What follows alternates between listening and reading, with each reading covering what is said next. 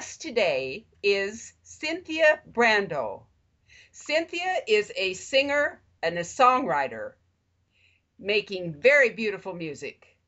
She's also a life coach for the developmentally disabled. Please welcome Cynthia Brando. Hello, Cynthia.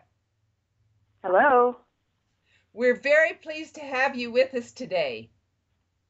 Thank you. It's nice to be here. It's my first interview. Well, you deserve many more. I've heard We'll you see how it goes. I've seen your performances and I've heard you sing, and I'm very impressed. Oh, thank you. Thank you very much. It's nice to have a fan. I have been told that life was a challenge for you to get where you're at, and you had obstacles to overcome because of challenges that are in your childhood and gaining the self-confidence you needed to be the dynamic person that you are today. Will you Hmm. share us some of the events of your childhood moving forward?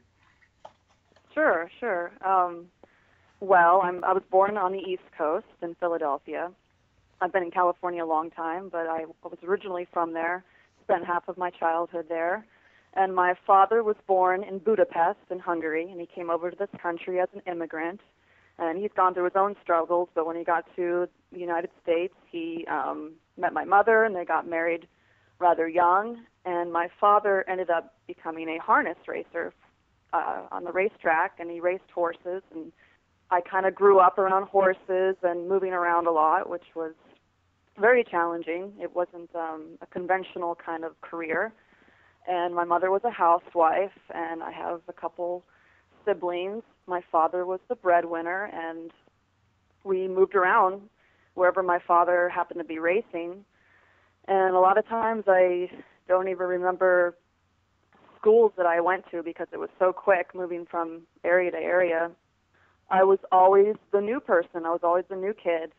And it was something that stuck with me when I became an adult, just feeling very vulnerable all the time and exposed and having to re-represent yourself out in the public each time. It always felt like I was starting over at every place I went.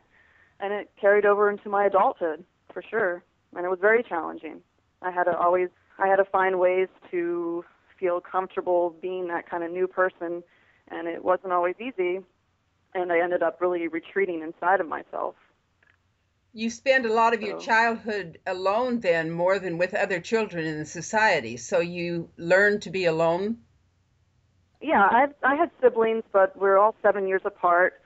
You know, I made friends here and there, but I was made fun of a lot of times.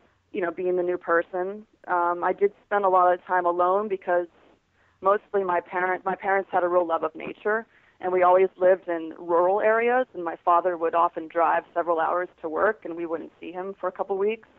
And so I lived out in nature, and I spent a lot of time alone doing outdoor activities, and that's probably when I first started becoming creative because it was something you could do on your own. Like I started to draw and write. I always wrote in a journal when I was younger, and I didn't get into music until later. I was involved in theater at first, and that was a big deal because in theater, when I discovered theater, that was more when I was in high school. And when I got to high school, I didn't I transferred like in the middle of my freshman year. So that was a hard experience. Once you get to high school, it becomes a little bit harder, and the kids are more tougher in their criticisms of you and whatnot. And but when I got to high school, I discovered theater, and it was really great because it was a retreat. I could be someone else. I could embody someone else. I didn't have to be myself, and I found a lot of comfort in that.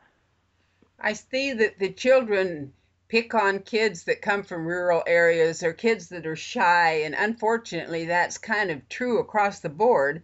And they hammer the lack of self confidence right out of those kids.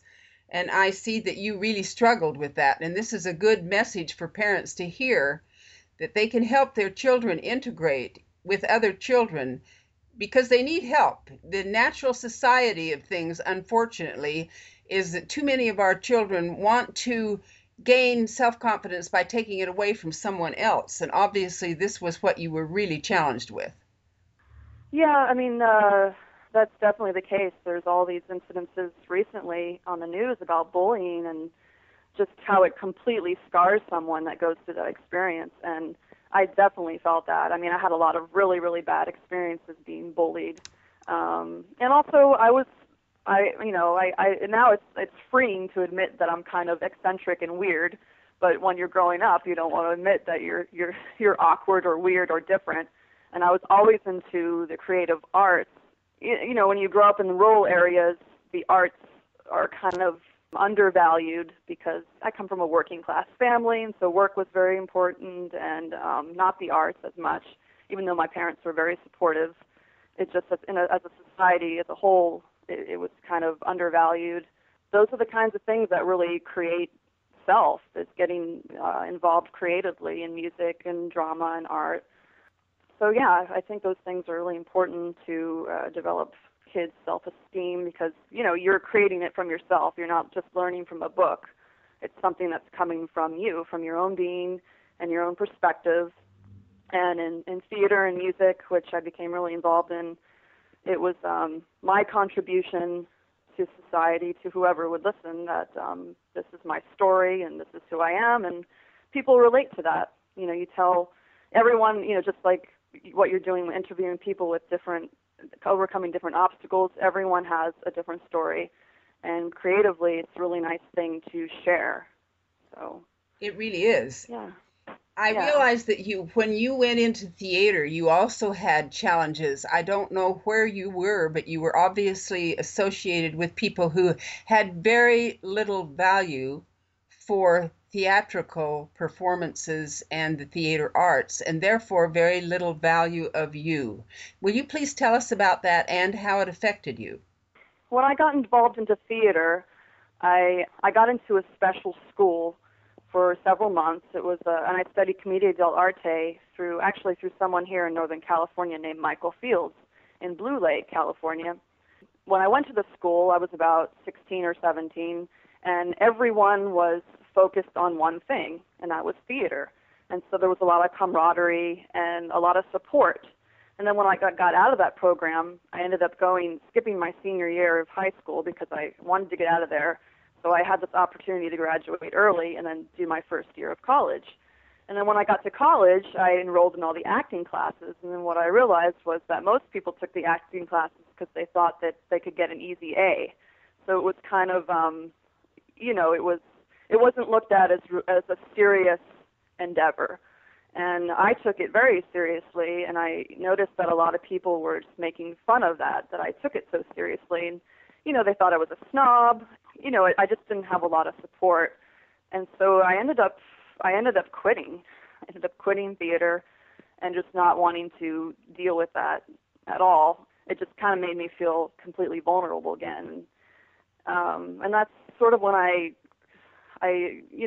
graduated, and then I didn't know what I was doing with my life. I was kind of confused, and I ended up falling in love with someone and choosing love over a career. And I spent a lot of time, a lot of those years, in a relationship with someone who had a really dynamic personality. Although they were very supportive of me pursuing music as a career, I just retreated into myself, and I went into a major depression, and I felt really alone, which is something I felt a lot growing up, obviously. Moving around, I felt alone, and so I ended up just being really depressed for a long time. And it wasn't until I moved here about 5 years ago by myself that I started to go to therapy, go to counseling, and I got my degree in international studies, cultural studies. And I traveled a lot, and I just started to put myself out there more because I didn't do much during that time. When I was married, I lived in a very conservative area, didn't have a lot of artists. And although I think, it's a good attitude to be happy and content wherever you are, I think environment is really important to have a home base and to have support. And it wasn't until I moved to Northern California that I found people that are like-minded and that are supportive, and there's a lot of artists in this area in Humboldt County.